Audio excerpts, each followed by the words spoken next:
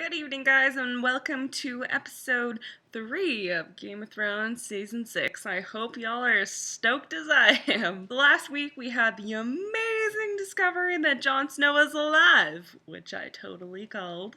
Just saying. So, this episode is actually called Oathbreaker. So, I have a feeling it has something to do with Jon Snow. I haven't read the description of the episode or anything, but I figure that's what Oathbreaker means, and if it's not that, honestly, I have no idea. So, let's get right to the episode. I'm so excited to see it, and I hope you guys enjoy the episode as much as I probably will too. Yes, it's gonna start with Jon Snow. Jon's like, how the fuck? Mel, you did it! You were useful! Fuck all y'all who doubt me, is what Jon's like right now. Tormund, you're just amazing. Sam and Gilly are literally the cutest couple in Game of Thrones. Is young Ned coming? Oh yeah, that's the Targaryen symbol. Here cometh young Ned. Ned, were you a liar? It's gonna be Lyanne. Oh my god, she's giving birth to Jon Snow. I knew it. God damn it, you goddamn old guy. We want to know. They haven't given her a horse? What? No respect. The great Khaleesi live out the rest of their lives here? She will burn all y'all motherfuckers alive. Come on now. You are fucking smart, Varys. Holy shit. Everyone should really be trying to get along right now, because there's a lot of shit going on in King's Landing and in Westeros, and y'all kind of should probably work together to fix it. Kill the High Sparrow! Just kill him!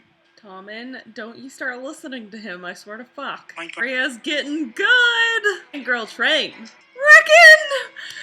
No! Who's this? Fucking bastard! How dare you kill his wolf! Just kill them all! Jon Snow, kill them all, please! Just kill them all! Fuck you, Ramsay. Go die. Well, they all 110% deserved that, so... Jon, what are you doing? Where are you going? It's over. Every time. Just to hate it. Stop ending. Just let me watch the entire show right now, please, internet. I'd really appreciate that. I just want to see him right now. So that episode definitely wasn't as dramatic as the first two, but it was definitely still like a good episode. It wasn't filler, it was more like kind of moving everything forward where the season is about to go, and I feel like they were trying to jam-pack a lot of stuff in that episode, so it kind of gave it this feeling of like a lot was happening, but like not a lot was happening. So it was kind of weird and kind of like slightly annoying, I found it. But like I still liked the episode. I still enjoyed it. I liked seeing Jon Snow back, of course. But we have this really feeling of just like Jon is just like depressed now, and like honestly he kind of should be.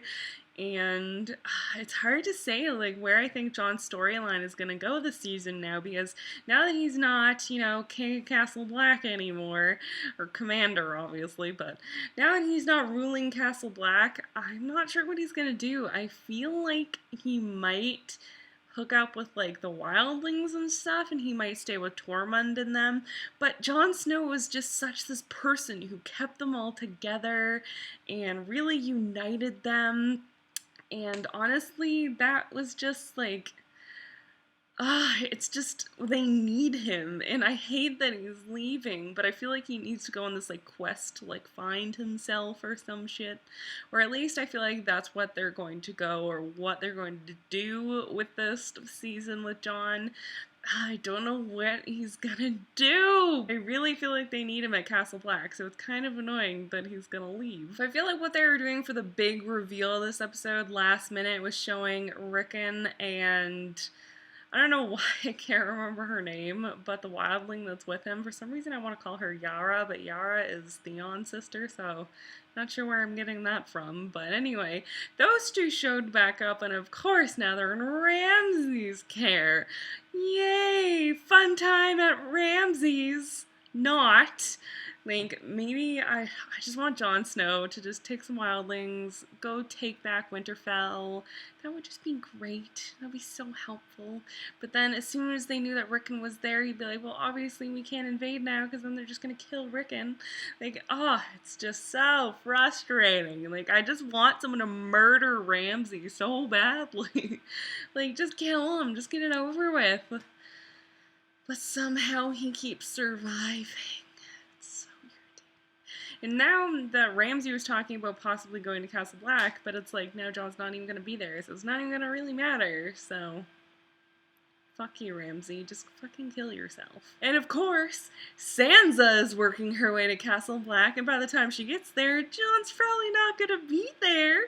Oh, that's so frustrating. That actually really pisses me off in, like, books and shows and stuff when characters just so narrowly miss each other. It happens so much in this show, and it really irritates me, because I'm just like, if you just looked that way, or if you just didn't go do this stupid thing at this one day, then you would see them, and it would be okay, and it's just like, come on, show, just like, can we have 2 seconds of happiness, please? Just 2 seconds. We finally had Tommen also kind of stood up to the High Sparrow. It was kind of like, I want my wife back, and what the fuck he did to my mom, and my mom wants to see Myrcella, and come on. And High Sparrow's like, no, she needs to atone for her sins still. It's like, you made her fucking walk naked through the streets, and like, got feces thrown at her and shit. Like, this is not the zoo. Come on here. I know Cersei's a fucking terrible ass person, but like, I think she's atoned for it. And I love that part where like Cersei and Jaime tried to like bully their way into that small council meeting, and it was just kind of like, LOL, we can just leave. Okay, thanks, bye. And they were just kind of sitting there like, didn't think they were gonna do that. And so with Arya finally got her fucking sight back, which is great, and it looks like her training is coming along fabulously, so I hope she's gonna go off and get to be all ninja soon, but I think she has a little bit more training to do and doing the many faces thing, so I'm kind of excited to see that, because I want to see like what faces she chooses and how they do that, if it explains how they do that. But you can tell they're definitely ramping up for some shit with Arya, so I'm really excited for that. And with Dannykins, and she's just with these stupid Khaleesi people, and you're just like, why? Why does she have to stay in this stupid temple with this old lady who's fucking crazy? And they're like, oh, well, you know what? You may not get to stay here. They may just kill you. And it's like, why did they go to the trouble of bringing her here then? Like, seriously, it's actually so fucking annoying. Like, that stupid ass bitch. And it's like, Dany, you need to collect yourself, get a sword, and get the fuck out of there. Like, I think I was talking to someone about this. I'm not sure if it was in the comments or if it was just like one of my friends, but they were thinking what a really cool idea for that would have been that all these people, women in the temple, kind of like revolt or something against the rest of the Khaleesi, or instead they kind of revolt just to get away, and they get away and they all go join up with Dany. Like, that would be fabulous. And instead, I feel like Dany's gonna be stuck in this stupid place for episode after episode, unless Drogon comes to save her, or unless fucking Jorah and Daario get there. And we haven't seen what's going on with them, so we assume they're still looking for her. And I feel like at this point, they do know that it's the Khaleesi that have her, so at least they kind of know a direction to go. But they could very likely just get killed trying to get there. And then we have Tyrion trying to make small talk with all the others in their little council, which was really funny. Because Grey Worm and stuff is just like, we don't play games, we don't make conversation and chit-chat, we talk about patrol, this is a serious council meeting, and Tyrion's like, let's play a fucking drinking game, why not, guys? I thought that was great, I thought that was really funny. And then Varys comes in, and so Varys is doing a great job. He's like the only one being super useful right now, so hopefully they can kind of get this Sons of the Harpy situation under control, even though now we know it's the Sons of Astapor, and Young Kai and stuff. They're all just being little shits and paying them to fucking do this dumb bullshit, and it's like, come on. Why? Why? Come on. It's just getting annoying now. Like, really? Could you please be slightly less irritating? Like, we've been through you already. You need to go away. So, honestly, I don't know what they're gonna do there. Because, like Grey Worm was saying, they need to go and they need to fight them to take back over the cities and stuff. But if they leave, then they're leaving Meereen unprotected. And if they leave Meereen unprotected, who the fuck knows what's gonna happen? Not to mention the Sons of the Harpy can just run fucking rampant. So, they really need, like, another army or some shit. Like, I wish Dany could just, like, get all the Khalisar on her side and be like, because what the woman was saying with the Khalisar, basically, you know, every Khal says they want to rule the world kind of thing. Like, they all say they're going to do it, and then they all end up dying eventually. And so that's why all the Khaleesi go there. Well, what if you guys actually follow a Khaleesi and rule the world? Dany, like, come on, guys, come on. She has fucking dragons?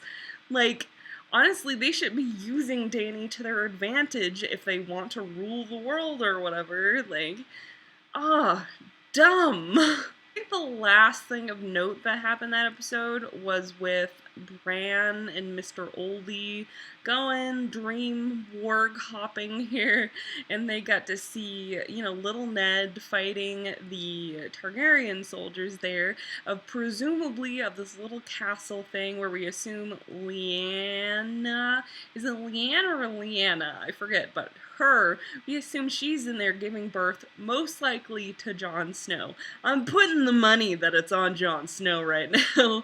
I think she's in there giving birth to Jon Snow, and then Ned takes Jon back there and pretends that it's his bastard, so that they can keep him safe, because then she's fucking safe. Like, and then that way Lyanna's safe, and why couldn't they just show us that episode? Like, you just keep dragging it out. Like, we all know at this point.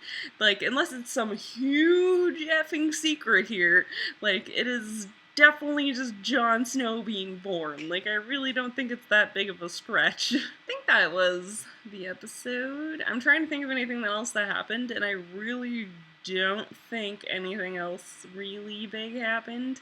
See, it was one of those episodes where it's just like so much happened, and it's like, what happened? Kind of like the last episode, how everything was overshadowed by Tyrion and dragons, and, you know, Jon Snow fucking coming back to life. Like, of course those overshadowed everything else. But this episode, I think it was just so many little things happened that it's like nothing was super, super relevant, I guess, but anyway, I hope you guys enjoyed the episode, and if you did, be sure to leave me a comment below letting me know what you liked about it, and if there's anything I forgot to mention and you want to talk to me in the comments about it, just also leave me a comment. If you like this video, don't forget to give me a thumbs up. You can still read chapters 1, 2, and 3 of Haven on my website, everything, description bar, like, you know where it is. Thank you guys for watching. My name is Kat, and have a great week, guys. I'll see you next time.